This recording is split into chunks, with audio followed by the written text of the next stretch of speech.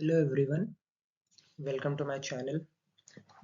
Today we are going to learn and read a very important topic, that what is literature?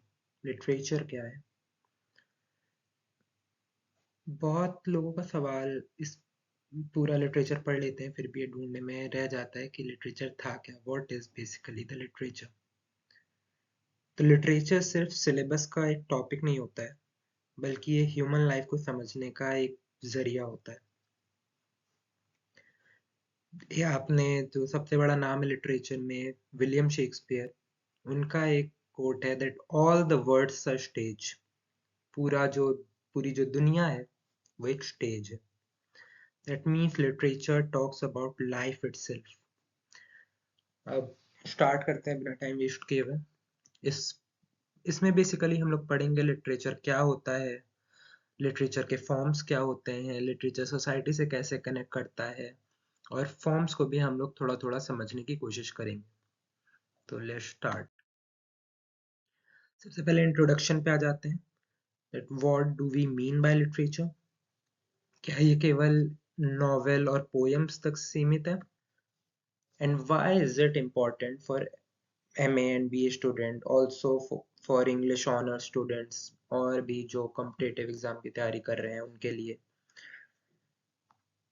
तो जब हम किसी poem को या किसी नॉवेल को पढ़ते हैं और उसमें कोई दुख महसूस करते हैं या किसी नॉवेल के किसी कैरेक्टर से कनेक्ट करते हैं, तो वो लिटरेचर की पावर होती है।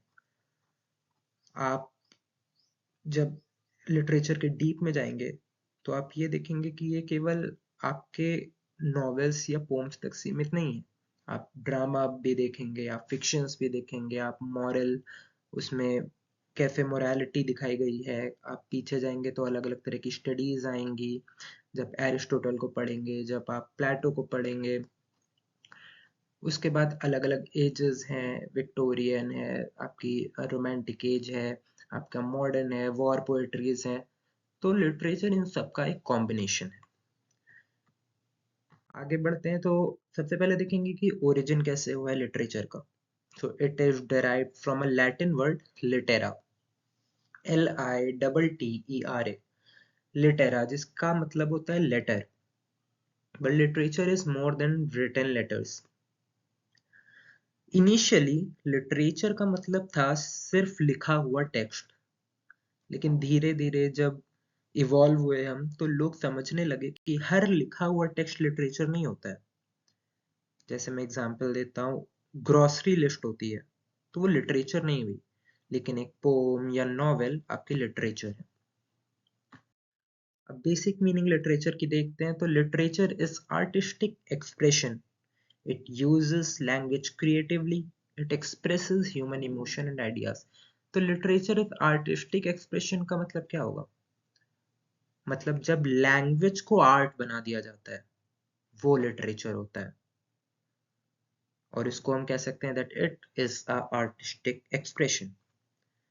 एक बहुत बड़ा नाम है प्रोज राइटिंग में, मैथ्यू आर्नल्ड। इनका अगर आपने लिटरेचर पढ़ी है डीप में तो कल्चर एंड एनार्की करके एक ऐसे पढ़ा होगा, इनका बहुत ही फेमस है। तो इन्होंने कोट दिया था that literature is a criticism of life. इसका मतलब ये है कि लिटरेचर लाइफ को जज करता है, लाइफ को एक्सप्लेन करता है और लाइफ को रिफ्लेक्ट करता है। तो ये हो गई इसकी बेसिक मीनिंग। आगे बढ़ते हैं तो आते हैं सिंपल डेफिनेशन पे। आपको लिटरेचर की डेफिनेशन देनी हो, literature is a imaginative writing that expresses human experiences in an artistic way।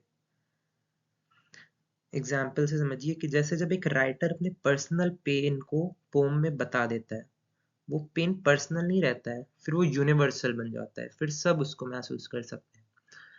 तो एक इमेजिनेटिव राइटिंग है ये लिटरेचर, जो लाइफ को, सोसाइटी को रिफ्लेक्ट करती है यूनिवर्सली। इसलिए हम कहते हैं लिटरेचर कनेक्ट हार्ट्स। अब आगे बढ़ते हैं, इसके अगले उस पे आते हैं कि मेन फॉर्म्स क्या होते हैं लिटरेचर के। तो मेनली 4 फॉर्म होते हैं लिटरेचर के: poetry, drama, prose and fiction. हर फॉर्म का पर्पस अलग अलग होता है। आप पोएट्री जब पढ़ते हैं तो उसमें आप देखते हैं कि फीलिंग एक्सप्रेस की जाती है। आप जब ड्रामास पढ़ते हैं तो उसमें आप देखते हैं कि कॉन्फ्लिक्ट्स दिखाया जाता है। जब आप प्रोज में देखते हैं तो आप प्रोज में आइडियाज को इवॉल्व होते हुए देखते हैं। और आप जब फिक्शन पढ़ते हैं तो फिक्शन में आप इमेजिनेशन के थ्रू ट्रुथ देखते हैं कि सच्चाई क्या है। ठीक है, तो ये 4 फॉर्म में अब थोड़ा सा इसको डिटेल में देख लेते हैं कि पोएट्री क्या होती है। तो poetry is the most emotional form of literature.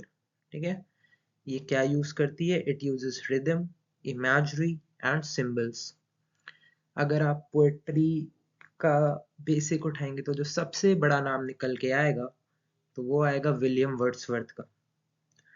William Wordsworth कहते हैं that poetry is the spontaneous overflow of powerful feelings।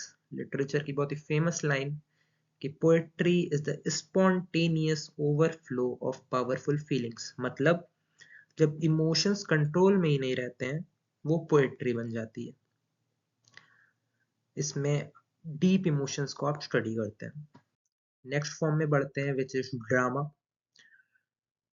Drama जो होते हैं वो परफॉर्मेंस के लिए होते हैं। ये केवल पढ़े नहीं जाते हैं, इनको परफॉर्म किया जाता है। ठीक है, it includes dialogue and actions and meant to be performed on stage. जब हम स्टेज पर किसी कैरेक्टर को रोता या लड़ता देखते हैं तो इमोशंस डायरेक्ट ऑडियंस तक पहुंचते हैं। एरिस्टोटल कहते हैं कि ड्रामा जो है वो कैथारसिस प्रोड्यूस करता है, कॉज करता है। कैथारसिस क्या होता है? कैथारसिस आप आगे पढ़ेंगे जब आप ट्रेजेडी वगैरह देखेंगे अरिस्टोटल की। अ, इसका मतलब होता है इमोशंस का रिलीज। जब सामने वाले को आप देख के ऑडियंस उसको कनेक्ट करती है और सेम इमोशन रिलीज करती है, that is something related to catharsis. We will talk in detail in further lectures. Now we'll come to the next form which is the prose। तो वो प्रोज क्या होती है? Prose is written in ordinary language. इसमें आपको rhyme या rhythm नहीं होता है। ठीक है ना। एग्जाम्पल लेते हैं, जैसे न्यूज़पेपर के आर्टिकल्स हो गए, एसेज हो गए, बायोग्राफीज हो गई, ये सब प्रोज होते हैं। प्रोज का काम होता है आइडियाज को क्लियरली एक्सप्लेन कर देना। ठीक है ना। Now the last one is the fiction. Fiction imagination पर बेस्ड होता है। fictions में imagination is the core। It includes novel and short stories, may not be real but feels real। लेकिन fiction झूठ नहीं होता है। It is the imaginative truth। A character may not exist in real life, but उसका pain, struggle और dreams बिल्कुल real होते हैं। तो ये आपके थे पूरे 4 forms लिटरेचर के मेन। आगे बढ़ते हैं और अब आते हैं लिटरेचर एंड सोसाइटी पे। तो literature reflect society, shows culture and tradition, reveals political and social issues। So literature society का मिरर होता है। George Orwell wrote literature to expose the political truth। तो जब सोसाइटी में इनजस्टिस होता है राइटर्स उसके खिलाफ लिखते हैं। तो केवल romanticism is not the literature की only good poetry is about the नदियाँ and sky and flowers are the literature. No, आप मॉडर्न पोएट्री जब पढ़ेंगे तो आप देखेंगे कि वॉर्स को कैसे हाईलाइट किया गया है। जो बड़े बड़े राइटर्स आपके टी.एस. एलियट हो गया, आप वेस्टलैंड पढ़ेंगे, और भी कई ऐसे हैं जिसमें आप देखेंगे कि सोसाइटी रिफ्लेक्ट हुई है। विक्टोरियन एज में आएंगे, दूसरी चीज़ें, इंडस्ट्रियलाइजेशन हुई है। ठीक है ना। उसके पहले रेनेसा था। तो अलग अलग पोएट्रीज, ड्रामास, नॉवेल्स ये इवॉल्व होते रहे हैं थ्रू लिटरेचर। नेक्स्ट स्लाइड पे आते हैं। तो वाई लिटरेचर इज इम्पोर्टेंट। तो लिटरेचर हमें सिर्फ इंग्लिश नहीं सिखाती है, लिटरेचर हमें इंसान बनना सिखाती है। जब हम किसी कैरेक्टर का दुख समझते हैं तो हम रियल लाइफ में भी ज़्यादा सेंसिटिव हो जाते हैं। तो आप किसी भी लिटरेचर स्टूडेंट को देखेंगे, he will be more sensitive then the normal humans. आप इससे अपनी लैंग्वेज स्किल्स इंप्रूव कर सकते हैं, क्रिटिकल थिंकिंग बढ़ती है इससे, और इमोशनल अंडरस्टैंडिंग्स तो बढ़ती ही बढ़ती है। नाउ लिटरेचर आपका चाहे आप एमए के स्टूडेंट हैं, चाहे नेट की तैयारी कर रहे हैं, चाहे आप किसी कॉम्पिटिटिव में, literature is the most important topic and the basic topic which one should know. Let's come to its key characteristics. The creativity, imagination, emotional depth और universal themes, ये लिटरेचर की सोल है. लव, डेथ, फियर, एम्बिशन, ये themes हर culture में same होती. Now we will conclude our today's lecture. To conclude, literature is the art of language. It reflects life, society and human emotion. Literature हमारे दिमाग को sharp करता है और दिल को soft.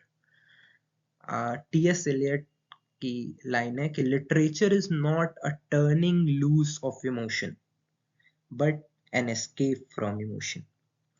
Thank you for listening. If you want to truly understand English, stay connected. Thank you.